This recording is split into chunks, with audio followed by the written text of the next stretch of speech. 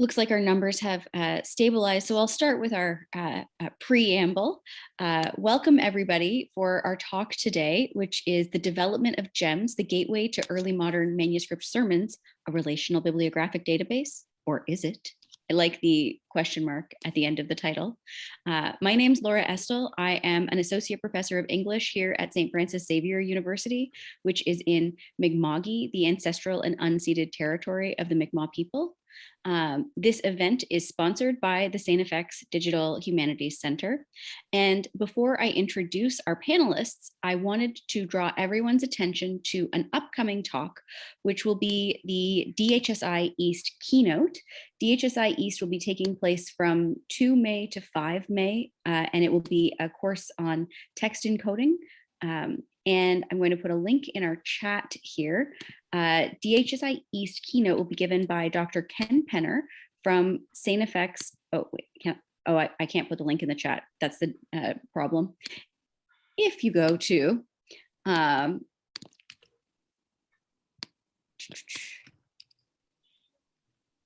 DHSI-EAST.StFX.ca.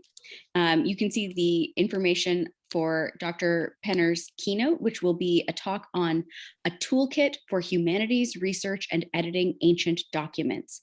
This talk will take place on Monday, the 2nd of May from 4 to 5 p.m. Atlantic. Registration is not yet open, but we will have a link on that website and advertise it on the DHSI list and other. You might see it on Twitter and places like that too. So for today, this is a webinar style event. What that means is that the chat is closed, but the Q&A is open. And we're going to have our presentation first. I will introduce our presenters, and then we will open up the Q&A, and you can type your question in the chat. And I should have clarified this first. Jim, can people unmute at the end to chat, or is it only typing in the chat? I can, if somebody wants to talk, they can, I can unmute them individually.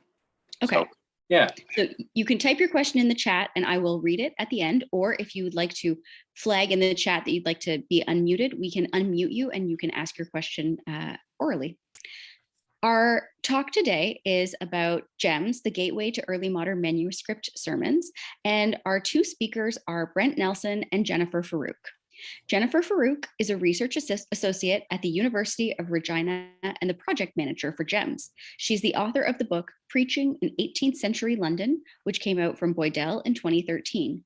And she's published a number of articles on sermons and religious culture in 17th and 18th century England.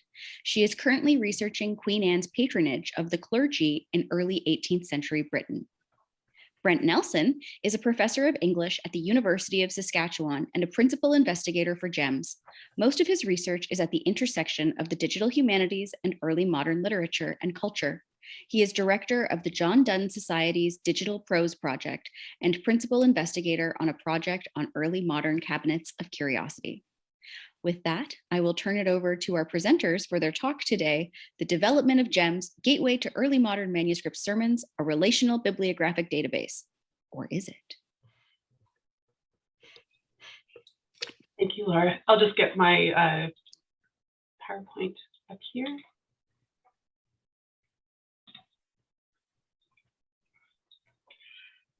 So GEMMS is an open access group-sourced bibliographic relational database of manuscript sermons from the British Isles and North America, and they range from between 1530 and 1715.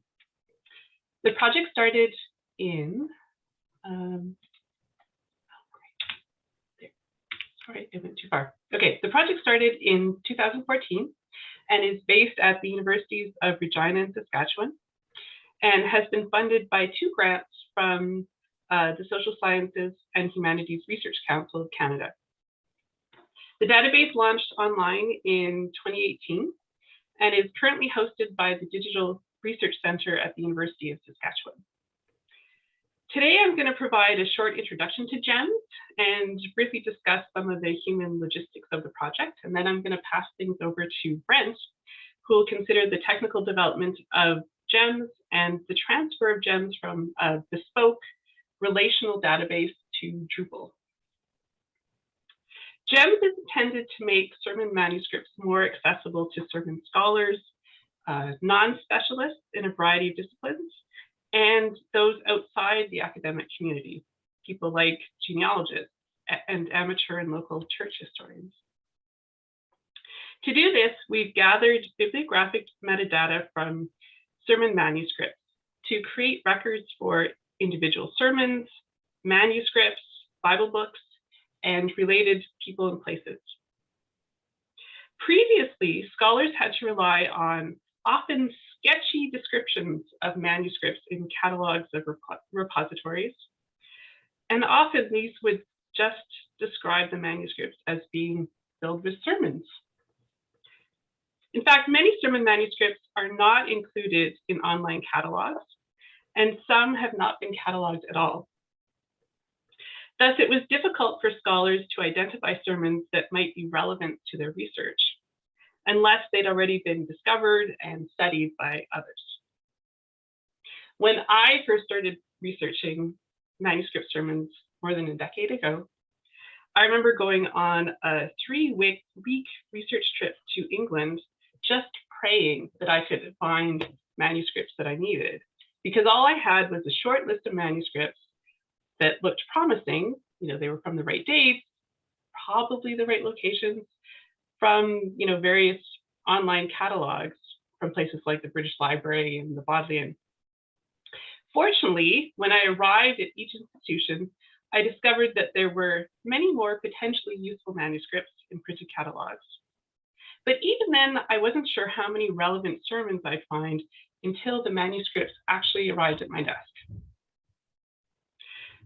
The other challenge of using sermon manuscripts is that sometimes they're geographically dispersed, some through the happenstance of which repositories happened to purchase the manuscripts or were given the manuscripts, others because preachers moved around during their careers, sometimes even crossing the Atlantic to the British colonies. So you might have some in North America and some in Britain related to the same preacher.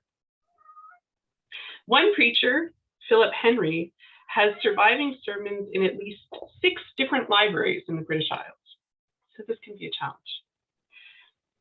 These difficulties in locating relevant manuscripts have meant manuscript sermons have been largely untapped by non-specialists, and until fairly recently, relatively neglected by sermon scholars, despite their value for studying a wide range of early modern topics, including literature, religion, politics, but also women's history, and even book history. Scholars have primarily relied on printed sermons, which don't represent the full range of early modern preaching.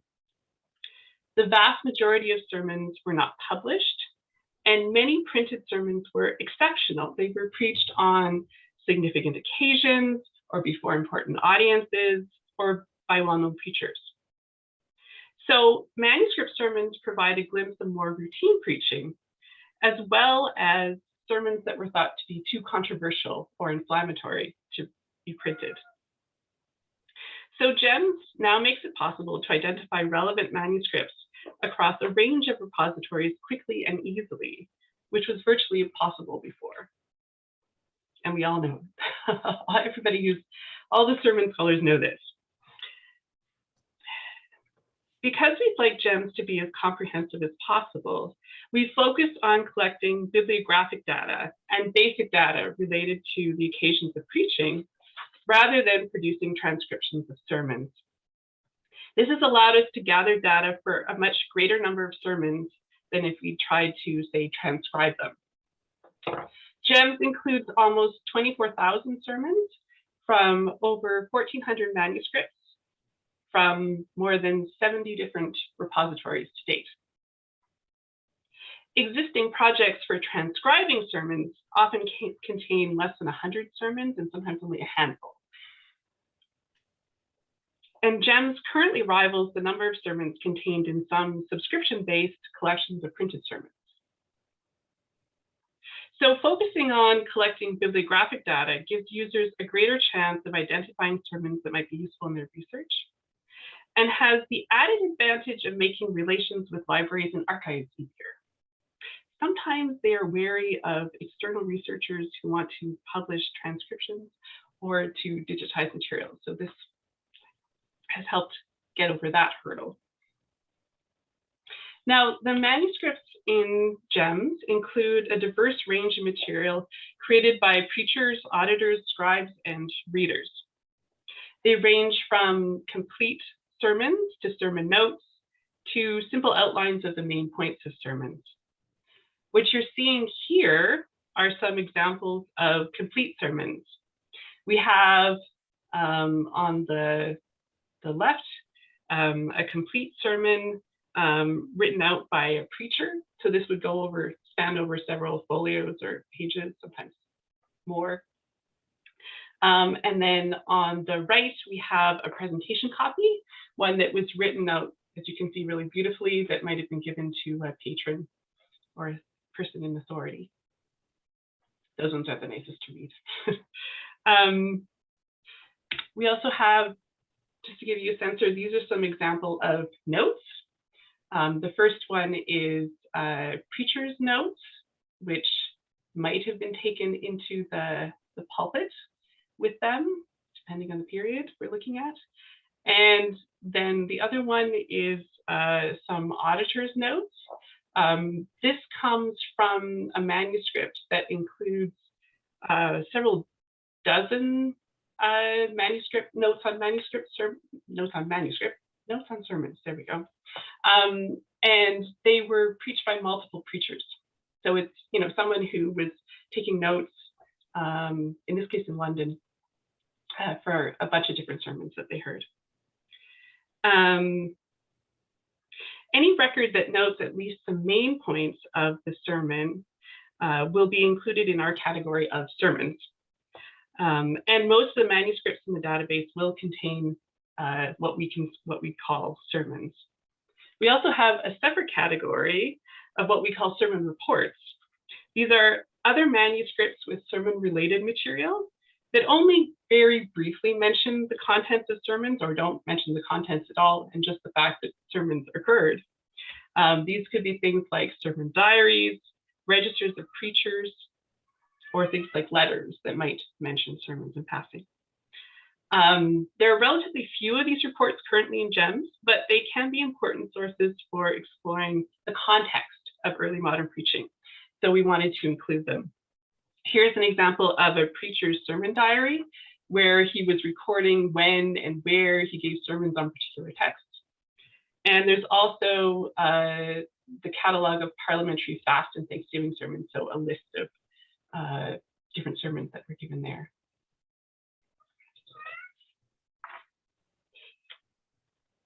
So the diversity of manuscripts included in GEMMS meant that it was essential to include records of individual sermons, not simply for the entire manuscript. Because, as I mentioned, manuscripts often include dozens of sermons or sermon notes, and sometimes by multiple preachers. So searching simply for manuscripts wouldn't have given users enough information in many cases to find sermons that would be relevant to their research. We wanted users to be able to search for sermons not only by specific preachers, but also by Bible text, preaching locations, dates, preaching occasions, type of manuscripts, and also according to the creators of manuscripts. And so this is an example of one of our sermon records, and it shows the type of data we're including. You'll see in this case, there were multiple preachings recorded for this sermon. And so we have the dates of each and the location. Mostly we don't know what the occasion is, but you'll also see that for this one, we have noted that there's a printed edition of this sermon. Now, we've tried to be as thorough as possible while collecting this metadata, but often the data in manuscripts is incomplete, missing information about many of these different items you see here. And so as a result, we've had to develop ways of dealing with incomplete and uncertain data. For example, we realized pretty early on that we'd have to add a second date field, not just a date for individual preachings, but we also wanted one where we could provide an approximate date, because there are lots of instances where they may not actually record any preaching dates with the sermon.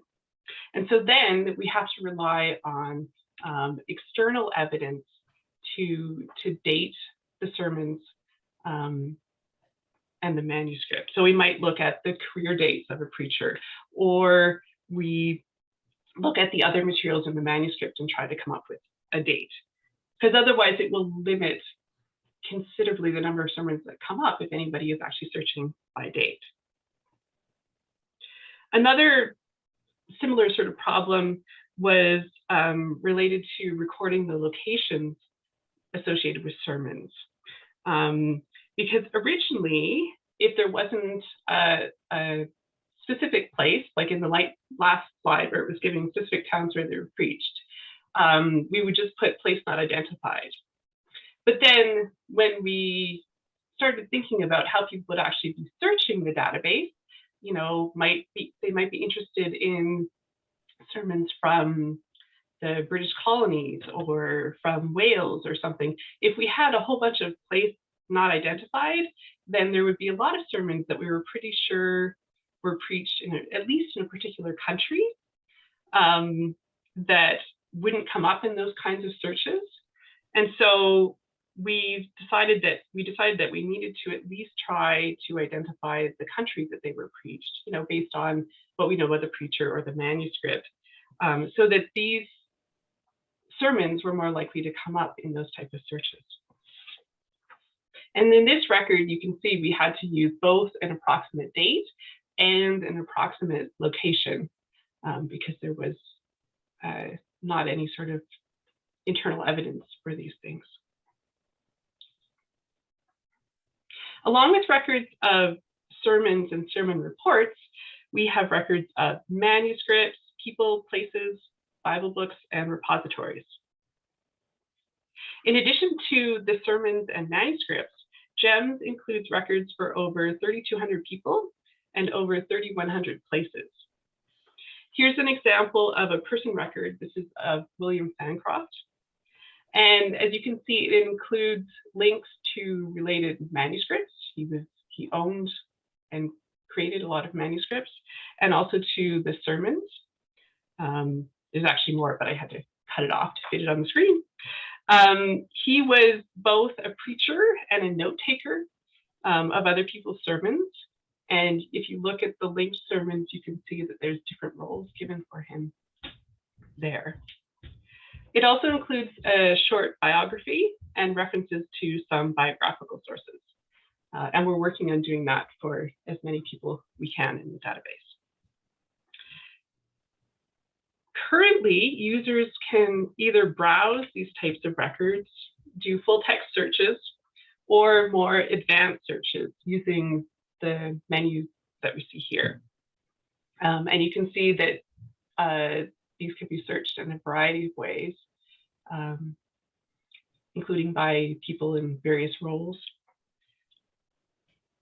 But with the move to Drupal, which Brent will be discussing a little bit later, users will be able to perform faceted searching, which means that users will be able to easily refine their searches based on virtually any field included in GEMMS, and to do so without the frustrating experience of seeing no results. Most of what I've been discussing today relates to the first phase of the project, when we created the database and focused on populating it with metadata. Now we're in the second phase of the project.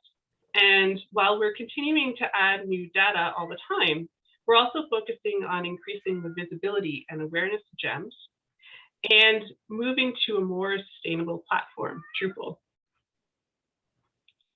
To increase awareness of GEMMS, we're doing a series of presentations and workshops targeting distinct groups of potential users like you, not only scholars and sermons of religion, but also early modern scholars, graduate students, librarians, archivists, genealogists, and local historians. We're also planning a virtual seminar series for next year, so stay tuned, that will highlight some of the current and potential uses of GEMS in both early modern studies and the digital humanities. The move to Drupal is a crucial part of the second phase of GEMS. This move will not only improve search functions, as I mentioned earlier, but also will facilitate group sourcing and make the database more sustainable. Most of the data in GEMS thus far has been collected by our team, the principal investigators, research assistants, and some board members. This means that the data contained in GEMS is a product of where we've been able to go to look for manuscripts and the few repositories that have images of manuscripts online. So it's by no means comprehensive. There are still thousands of manuscript sermons in widely scattered repositories yet to be added to GEMS. So going forward, we're encouraging anyone with data on manuscript sermons to contribute to GEMS. And Drupal will enable contributions from both casual users and from a committed user community. Users will be able to add their own data. They'll also be able to add keywords, notes, transcriptions, files, even images if they have permission, to the various records in GEMS, and also offer corrections to existing records. And we hope that it's through this community of committed and more casual users that will hope to make GEMS a stable and sustainable resource for many years to come. Now that you have a sense of what GEMS is all about, I'd like to spend just a few minutes talking about the GEMS team and our efforts to create a collaborative research team. As I said earlier, GEMS is based at the University of Regina, which is the institutional home of our two of our principal investigators, Jean Chamy and James, and also at the University of Saskatchewan, where Brent is, our other principal investigator, and also the technical team who created the database at the Digital Research Center. But the GEMS team is geographically dispersed over 2 continents. We have a collaborator in Newfoundland, a research associate, me, near Toronto, 5 advisory board members, originally in the UK, but now one is also in the US.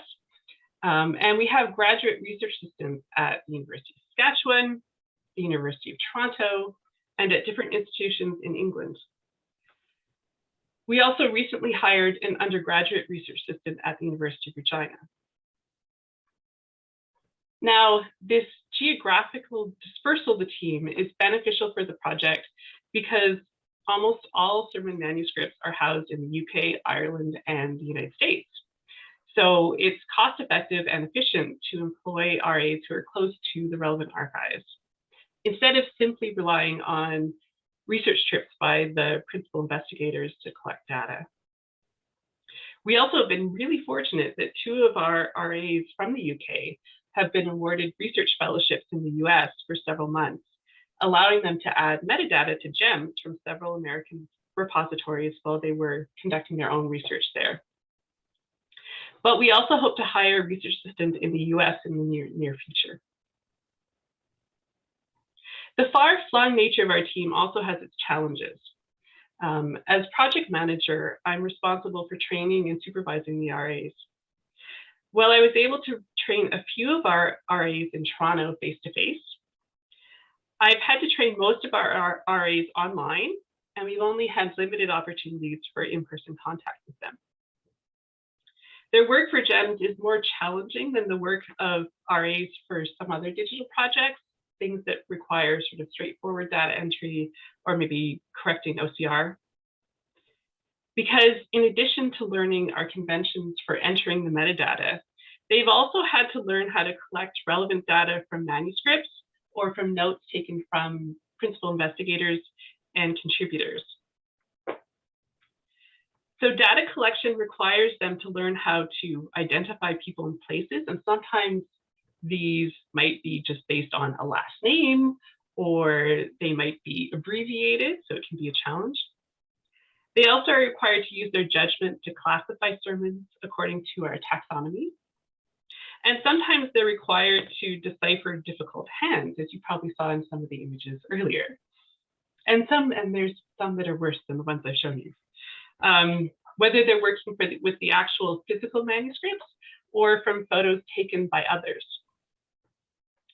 Because the manuscripts are so varied and we want to capture some data that is incomplete or uncertain, it can take some time for RAs to become completely comfortable entering metadata, even though many of them have been highly skilled in researching manuscripts. So some of these challenges might have been eased with more opportunities for in-person contact and instruction. Nevertheless, our ease with virtual and remote working has served us well during the pandemic. Progress on the project has slowed during the past 2 years, as it has for many projects. Jean and Anne haven't been able to travel to collect more metadata. The DRC has sometimes had little time to devote to the project because of other pressing commitments. And during periodic lockdowns, our RAs in England have been unable to visit even nearby archives and libraries. But we've managed to keep our project going and our RAs busy. We were fortunate to have a backlog of metadata that had been collected by Jean and Anne before the pandemic. And so that's helped keep them busy. We've also received some small amounts of metadata from a handful of external contributors. And our RAs have collected metadata from several digitized collections of manuscripts, many of them based in the US, which has enhanced our coverage of American libraries and archives. And the new iteration of GEMMS will include the ability for users to search for records for records with digitized sermons, which will make them GEMMS even more useful for researchers in the future. RAs also have worked on checking and enhancing existing data in GEMMS by continuing to add short biographies, searching for print editions of manuscript sermons, and adding things like notes to relevant secondary sources. They also have contributed to our blog, often drawing on their own research interests to present new perspectives on the data in GEMMS. And they've participated in virtual presentations to help promote GEMMS. Our next challenge will be trying to attract more emerging and established researchers to contribute to GEMMS and ensure the continuing viability of the database. And we hope that our RAs will play a significant role in furthering this goal as they help raise the profile of GEMMS through their research contributions and presentations. And I'm going to pass things over to Brent now. Okay, thank you, Jennifer. I'll just share my screen.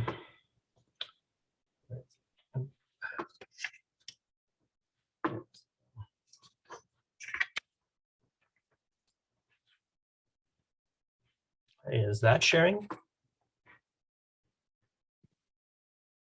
It's not in presentation view yet, but it's sharing. There. And I'll flip, swap. How's that? That looks great. Awesome. Okay.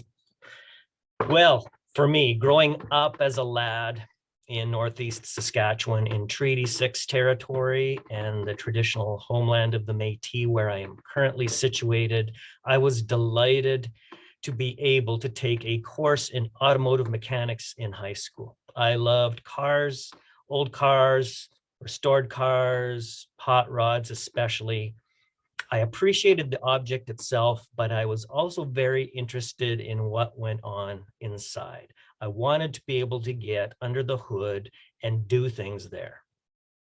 And it was messy. I remember particularly one day we were invited to bring our carburetors to class. I brought my 4-barrel Rochester to class and we were going to rebuild it. I had the carburetor kit. We were carefully, my partner and I, dismantling it, trying to understand the bits and pieces, how it all went together. And the instructor came along, impatiently just started tearing it apart, trying to get us moving faster, and springs were flying everywhere. It was messy, but I came away from that experience able to understand, at least in a vague way, what was happening under the hood of my car. It was rewarding and empowering. So this is to illustrate, in part, my role in GEMMS as the person who is the digital humanities guy. Just as my brief foray into the hood of my car gave me a bit of useful understanding about how things work under there and enabled me to take a little bit of agency and responsibility for some of the smaller aspects of maintaining and fixing my car.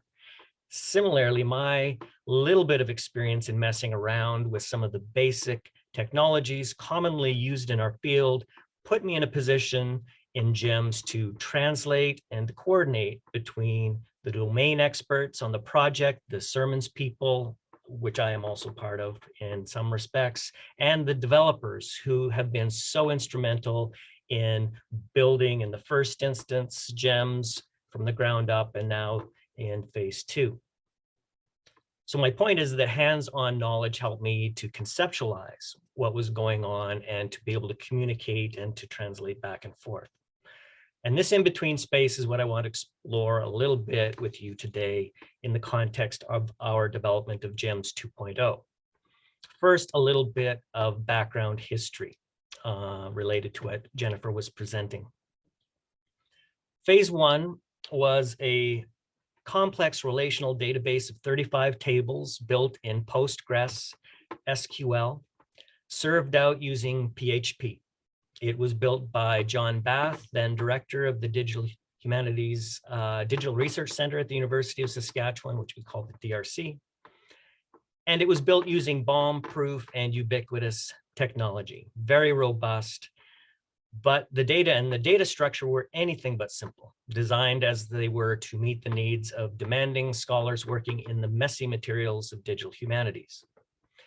John, himself a PhD in English and a self-taught programmer, had an understanding of how the humanist mind worked. And he built a bunch of these databases to spec. And they served many humanities projects in our college extremely well. The completion of phase 1 of GEMMS saw a transfer of GEMMS from the developmental home in the Digital Research Center to a prominent publisher of medieval and early modern digital resources called ITER, Gateway to the Middle Ages and Renaissance. So shout out here to Laura and to Ray Siemens and to Bill Bowen and all the good people involved in ITER. If you are an early modern scholar and have not spent time in ITER, you should go. The chief advantage of this move for us was in being situated within a well-known, well-established scholarly environment, adding a certain amount of profile and stability, and it gave the work a kind of scholarly imprimatur, something like being associated, I think, with a scholarly press. So that was all great.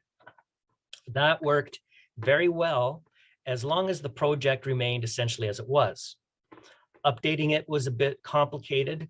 Moving data from the developmental site at USask to the production site within ITER was sometimes a bit clunky. And we became a little bit reliant on a third party for a certain amount of the maintenance of the project, removing it somewhat from that direct hands-on contact. Another factor that became more and more of a concern was ongoing financial support, a key factor in preservation and sustainability. And it's important to note that hosting and preservation, no matter the arrangement, is never resource neutral. There are always costs involved in some form. But how would those costs be maintained and supported going forward? These were factors in moving GEMMS back to USask, specifically to the new iteration of our Digital Research Center, now housed in the university library system,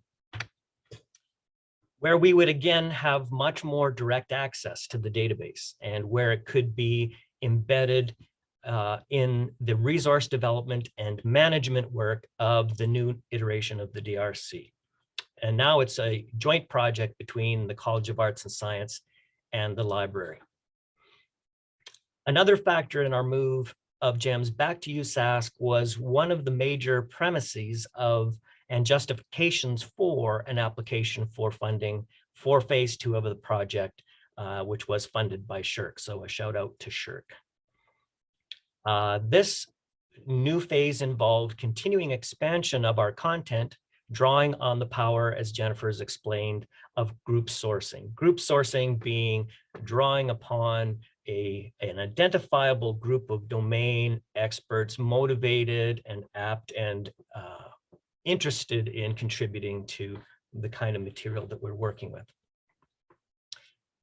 So in phase 2 development of GEMS, we wanted to introduce a robust user-generated aspect to the next phase of building the material of the resource, drawing on a small but motivated community of scholars working in and on archival materials who could bring the materials they themselves have already accumulated and will accumulate. So the question was, how do we build that into our ITER-hosted SQL database? And there were a couple of challenges. First, again, back to costs. Programming costs and resources for a bespoke system like ours was, and further developing the Postgres database and interface to meet these new needs, which we didn't anticipate in the first instance. A second and since then growing concern is the ongoing sign-in access challenges at university campuses where the user is not currently a member. And I think we've all sort of seen the challenges of doing that in our own institutions. So at this point, we sought a solution closer to home, but some of the same concerns still applied. The opportunity presented to us was widespread adoption on our campus, particularly in our library, of Drupal as the basic platform for building and managing all kinds of digital resources at USask. It was the one tool to rule them all. So lots of institutional support. Indeed, Drupal offered some of the very features we wanted to build into phase 2, including, as Jennifer said, enhanced faceted searching, potential Solr indexing to enable searching across the various fields. But most importantly, it has built-in user management and contribution systems. These are modules that are just plug and play and ready to go. And that would enable us to deliver one of the chief deliverables of our phase 2 promise. All of the SQL databases produced by John Bath further were now being migrated in the DRC into this system. An easier, simpler database was already well in progress. Ours, a more complicated implementation of John's SQL databases would be the real test case. Seemed pretty straightforward. 3 years later, we're almost there. But there's been a pandemic, to be fair. The library was motivated and optimistic, overly optimistic as it turned out. But more importantly, a senior programmer, in fact, the manager of the programming group, John Simpson, and this is a shout out to John, was keen to take on the challenge. And it was a challenge. The main problem for me in my role here was that Drupal is not recognizable as a database of the type that I have worked with or of any type that I recognize. Not that I've seen a lot of databases, but to get back to my opening metaphor, I did dabble around in databases, you know, an old MS Access database. I built some, I related them, I connected them, and I understand the concept of tables and keys and linking things by common fields, and all of that made sense. And all of that was how John Bath's database worked, and none of that seems to hold true for Drupal. I prepared for this presentation thinking I kind of understood clearly that Drupal was not a database built on a database, but I learned today that in fact it kind of actually is a database. And I still have no insight then as to why it doesn't behave in the way I expect it to, having had some experience looking under the hood. So for me, it's a little bit like popping the hood of an electric car. None of what I learned before really pertains. It kind of looks the same. There's some wires and stuff, but it doesn't work the same. So Drupal presents like a database in many ways, but to get it to do the things that John's database could very simply do and intuitively do as a straightforward, clear-cut relational database turned out to be a problem. John had to trick it into doing some basic kinds of things. And to this day, I still have no foggy clue what that entailed. I'll give you one illustration just to sort of hopefully prompt a bit of a discussion about the kinds of issues I'm addressing here. In GEMMS, we use serial numbers as a reference system, and you've already seen them in some of Jennifer's slides. We refer to GEMMS sermon numbers. We refer to GEMMS person numbers. So we have GEMMS person 1360. Turns out to be John Donne. We have a sermon number 007543, which enables us to very quickly locate and find that sermon. Sometimes we refer to these by number in our publications and blog posts and that kind of thing. We refer to our sermons by that number when we talk to our programmer, John Simpson, to say, hey, there's a problem with that particular one. Go there and you'll see what we're talking about. But it's also part of our humanities way of thinking in a way that it is not, I think, in libraries. And this sort of explains a bit of a culture fissure between widespread adoption of Drupal for digital resource asset management in the context of a library, quite distinct from keeping track of books in their catalogs. So keeping track of things like films and digital pictures and things like that, and the kinds of things that we need and want to do as scholars. So for those of you working in the field of early modern studies, you might recognize Peter Beale's catalog of English literary manuscripts, and he uses Sigla to identify a witness of a particular work of literature in a manuscript. Or in the case of the John Donne Variorum, my favorite illustrative example, we recognize references to manuscripts. In this case, the Donne Variorum creates a series of short form Sigla for quick and easy ways of referencing and understanding which manuscript we're talking about.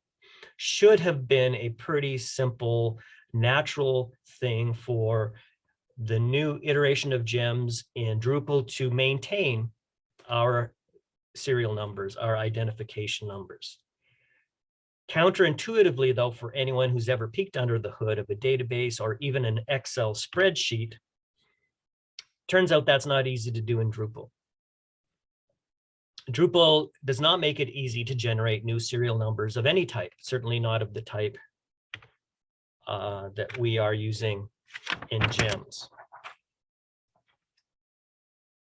So in the first instance, our programmer, John Simpson, had to come up with a way to continue the numbering sequence as we continued to build the data. The first option presented to us was that we could manually enter in the next serial number, which, as you can imagine, when you have a bunch of users contributing like Jennifer's talking about, didn't seem like it would fly. John, who is a very senior and experienced programmer, did a lot of investigating, a lot of research, a lot of consultation, and found some workaround way to tease and fool Drupal into simply creating a serial number of the type that is very easy to do anytime you create an Access database or any kind of database.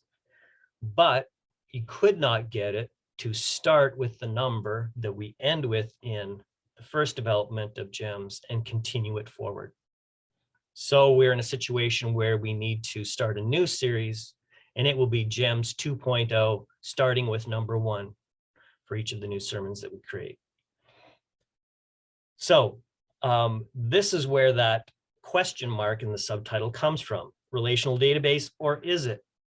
It does some of the things and looks somewhat like a database, but there are little ways like this where we stop short of the functionality that we expect and are familiar with and have to find these workarounds, which brings me back out to a more general kind of consideration, possibly something we could talk about as a group here, and that is the consideration of our relationship to our tools, particularly our own scholarly products, in changing institutional contexts. In our institutional context, Drupal is the solution, but it creates distance from our the tool that we've developed and used and have been able to assume a certain kind of rationality to it.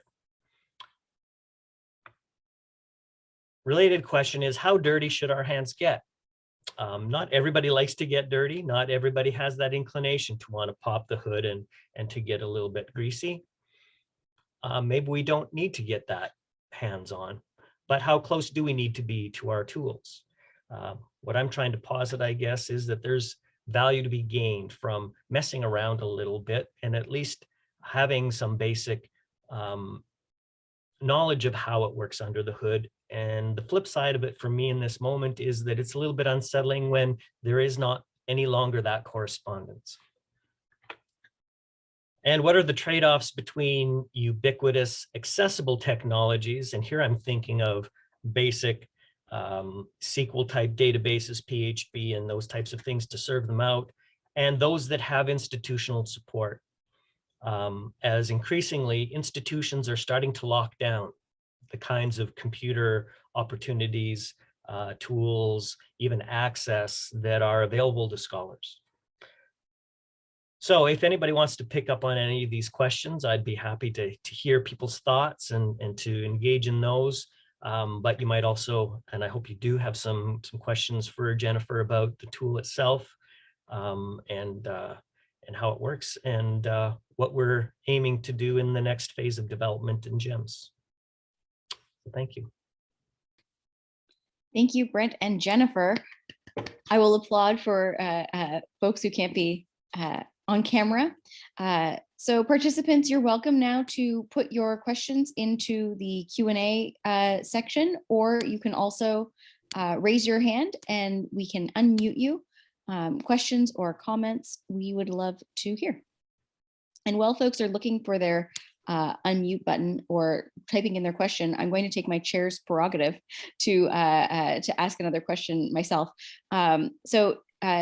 Jennifer touched on this slightly in her talk, and Brent's talk was about this as well. But I wanted to ask about how important is it to think about longevity in terms of our digital projects, and how can we bake that in a way when digital projects need not only maintenance, but also these upgrades like we've been hearing about from Brent, and like the institutional support. Is institutional support a way to get longevity, or can we even trust our institutions for that? Tell me about what GEMMS is working on for longevity. I'll just jump in on the Drupal part. I kind of undersold that aspect of it. One of the real enticements in going to Drupal is that there is that ubiquity. The library itself is committed to using it as their tool for all their asset management. And anytime there is an upgrade, it's going to be automatic. So they will keep Drupal completely up to date. Anything that needs to happen to keep the projects alive in Drupal, it is their responsibility, and they're responsible for all those projects. All that said, there is no absolute certainty as to what the status of Drupal might be in our library in 10 years. And what if that commitment falls apart? Then you're in the situation where your project is in a system that you have no understanding of at all, and no understanding of how to get it out and to do something different. But what's happening on our campus is the bespoke tools are not supported, in some cases aren't even welcome on servers. Yeah, I do know there are security risks too that come with having bespoke tools. Jim, can you unmute Kay Chung, please? They've got a couple of good questions in the chat and their hand up as well. Hello. Hi, can you hear me? Yes. I'm really curious and fascinated by the challenges that Brent talked about, because I used to work on READ at U of T, which is, I really need to find out if they know about GEMMS, because, you know, READ is Records of Early English Drama. And our developer uses generates random numbers for their IDs. So persons, you know, any entity in our database has a number also, but it's generated randomly, and it's large enough that it's generated automatically, and it's random instead of sequential. And I wondered if you guys ever thought about that as an alternative, because then you don't have to care whether the new GEMMS 2 starts at the old number where the old number ended. Yeah, but it would look different though, wouldn't it? Because it's Yes. a larger string. Yes. Yeah. But, you know, I mean, I wasn't there when they made those decisions, but it was an interesting decision. And I was told there was also a reason for choosing sort of random rather than sequential, to avoid, I guess, any sense of there being any relationship, like, you know, numerical.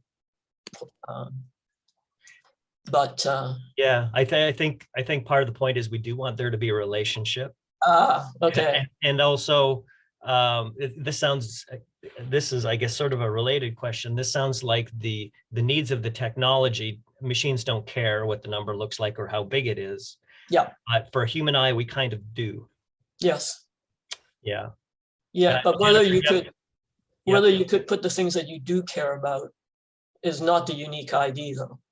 Yeah, but we kind of do like that ID number. We like to be able to refer to GEMMS person number 1068, right, Jennifer? I mean, that would be hard to let go of. Especially the numbers that you've memorized. Yeah. We're going to take Andrew Klein's question next, and then we're going to turn to a couple of questions in the Q&A. Andrew. Hi there. Can you hear me all right? Yep. Hey, Andrew.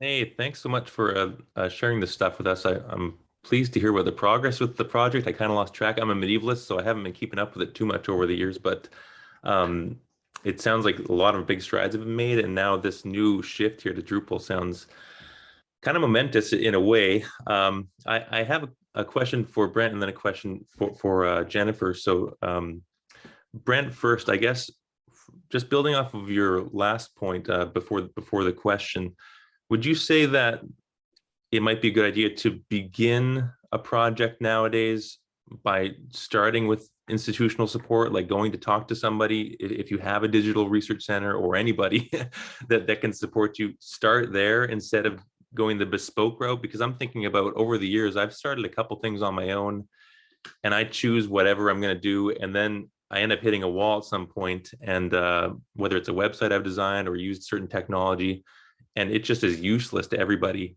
in like a year or two because I move on to something else.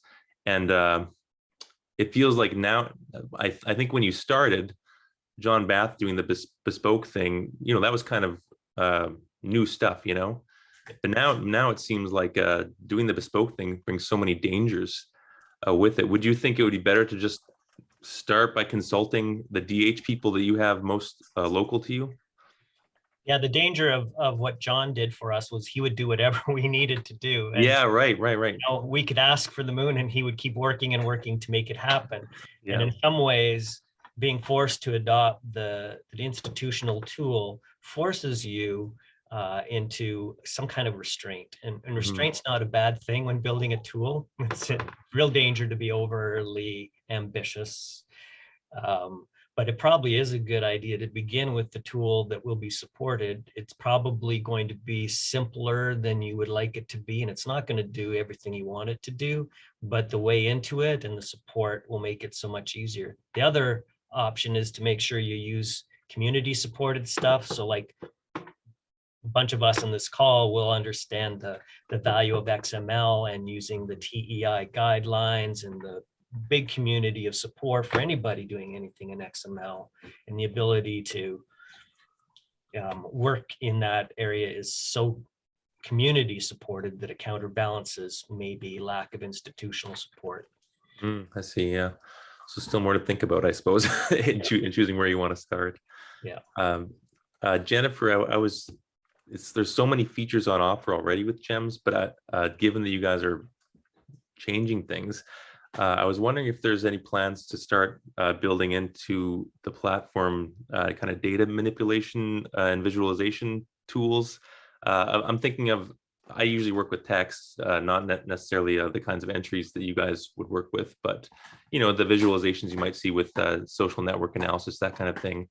To start seeing connections between all these sermons that you've got now, what kinds of things were being said in London around certain dates and all that I think could be so interesting. Is if you've been using TEI and you have the tags and all that, you might be able to fish some of that information out and start using some tools that are available to people. Is that something you guys are thinking about? I'm actually going to pass this question over to Brent. Oh, sure. Because I didn't actually understand all the things that she said, but he will. Yeah, we don't actually have any XML at all. Oh, really? Okay. Yeah. No, but I guess I've kind of shortchanged the whole Drupal thing a little bit, because one of the other things that Drupal offers is a lot of analytics. Oh, that's very cool. Yeah. There's a lot of potential there. Yeah, and we don't even know what those are yet, because we're still struggling to get it to, record our ID numbers. And honestly, the amount of effort that takes is just crazy. But once you get through those things, then there's a whole array of plug and go modules that will do some of those kinds of things. Yeah, that's really exciting. Okay, thanks a lot. Thanks. I'm going to read out a question from the chat from Stuart Arneal. He asks, how important is it to have an export format independent of Drupal for your data? And what steps have you taken to implement an export feature? I guess that's me again, Jennifer. Yeah, sorry. Yeah, this is one of the things I'm not at all at ease about, and that is the ability to sort of write queries. So with the database that John developed for me in my own project, it's quite a simple thing to learn how to write queries and to be able to get tables and see the data in the forms that you want and export it in CSV files or whatever. And it's not clear to me yet whether Drupal has an easy pathway to do that, but maybe to jump a few steps down the road, I do see a future in links for our data, which is the Canada CFI Canadian project to create this large Drupal store being led by Susan Brown. I mean, we are committed to getting our data into RDF files, so we will find a way to do that. But I'm not sure that it's going to be an easy path getting that stuff out of Drupal. Yeah, I can also see that, for longevity, the value. I'm going to read Beth Fisher's question now. Beth would like to hear more about how you plan to manage user contributions, especially for maintaining information structure, like consistent vocabularies or reviewing for accuracy, which sort of relates to your point on linked open data and things like that too. Jennifer, I think that's yours. Okay. Well, for the most part, we've just been doing things like that manually. And that does assume that there's someone actually continuing to monitor what's going on. So it's a challenge that we haven't totally dealt with yet. Simply because, any sort of checking for accuracy or consistency has been done by someone going through and looking at it, either by me or some of the other principal investigators, or we've been able to train some of the RAs to do it. But it definitely is a challenge going forward, especially when the grant money runs out. And I don't have a good answer for that at this point.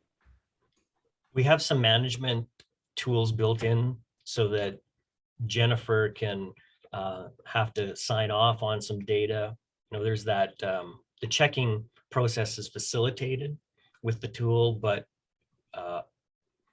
ultimately Jennifer's going to have to make sure that, check in on the user contributions. Being a group source project helps a little bit. We're not going out into the wild to just get anybody, reading manuscript sermons. These are all people that know how to read manuscript sermons. We just have to make sure that they report the data in the forms that we want. And Jennifer's got a really robust set of documentation for that too. Well, I see that we are actually just a couple of minutes past the hour. So I'm going to conclude by asking a question that Laura Thiel has raised in the chat. She is an MLIS student. She's got some basic DH and publication skills, and she's wondering if there's opportunities to help with GEMS. Brent and Jennifer? She has taken paleography, minored in medieval history. I mean, we've got some really good stats. What do you say, Jennifer? In touch. Yeah, I think that thank you to our presenters, Laura and everyone. If you have further questions or comments, our presenters would welcome you to be in touch. You can email them directly. And if you can't find their emails, you can email digitalhumanities@stfx.ca and we will forward them to the right places to get you in touch.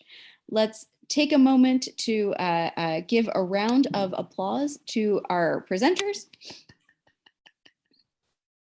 Thank you. And I hope that everyone has a wonderful rest of their day. Thank you. Thank you. Thank you.